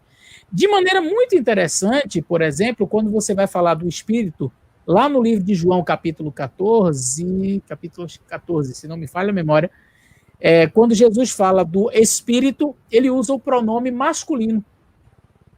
Se ele quisesse dar um gênero, ele poderia concordar, o gênero neutro, colocar com a palavra pneuma, que é neutro, está tudo certo. Mas entendendo que o espírito não é somente um pessoal, um vento, enfim, mas uma característica mais pessoal, então ele usa keinos, que é um pronome masculino, para acompanhar o substantivo neutro ali, pneuma. É só para a gente ver que se a pessoa quer, né, entrar nessa viagem aí de que o Espírito Santo seria do gênero feminino, como explicar os gêneros masculinos, os artigos masculinos que acompanham a palavra Espírito no Novo Testamento, por exemplo, não é? Quando é uma referência ao Espírito Santo. Mais de 1.300 pessoas permaneceram conosco aqui do começo até o fim. Louvamos a Deus por esse interesse. Tem várias pessoas comentando aqui, continuem. O vão até a meia-noite. Olha, muito obrigado, né, pelo carinho, pelo interesse na palavra de Deus. Isso é emocionante, né? Mas não queremos, assim, sobrecarregar ninguém. E por que não, né? Nós temos mais semanas pela frente, mais tempo ainda. Espero que Jesus volte logo, mas até lá, que Deus nos permita usar a tecnologia, a internet, os recursos, né, que Ele nos colocou à mão, para estudar cada vez mais a palavra de Deus. E nós entendemos que o Espírito Santo é um tema realmente muito vasto. E outras questões que ficaram aí pendentes também, perguntas que vieram no chat, não tivemos tempo de responder. Se nós fôssemos dedicar tempo para isso, ficaríamos realmente aqui há muito mais tempo, né? Então, deixaremos para um próximo momento. Não sabemos se semana que vem ou na seguinte, mas em algum momento nós vamos avisá-los nas redes sociais. Acompanhe aí o meu Facebook, o Facebook dos meus amigos, o Instagram, o Twitter, para que você fique bem informado aí sobre as novas lives. E nós oportunamente faremos, então, Adventismo Decifrado, a Trindade, parte 2. Foco no Espírito Santo. Claro, e antes de mais nada, nós queremos trazer a você o conhecimento da palavra de Deus em todos os momentos, trazer o máximo de argumentos e etc. Mas o maior de todos os argumentos, como o pastor Adriano disse, é o amor de Deus. Se você veio a essa live buscando argumentos para falar para alguém sem demonstrar o amor que deve estar nas palavras, lembre-se das palavras do pastor Adriano. Vamos orar? Amado Deus, bondoso Pai, nosso Criador, muito obrigado por mais essa live. Muito obrigado porque tudo funcionou a contento.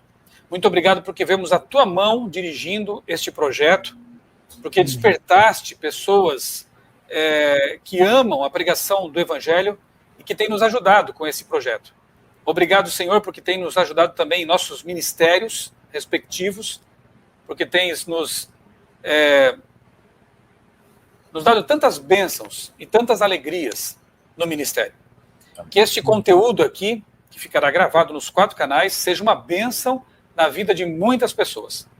Que elas possam amar ainda mais o Criador triuno e desejar, como diz João 17, conhecer cada vez mais e mais a Deus e a Jesus Cristo a quem Ele enviou. Dá-nos, ó Deus, a Tua paz, um bom restante de sábado. Nós te pedimos e agradecemos em nome do Senhor Jesus. Amém. Amém. Uma boa noite a todos, que Deus abençoe cada um de vocês e até a próxima live. Um abraço a todos. Valeu.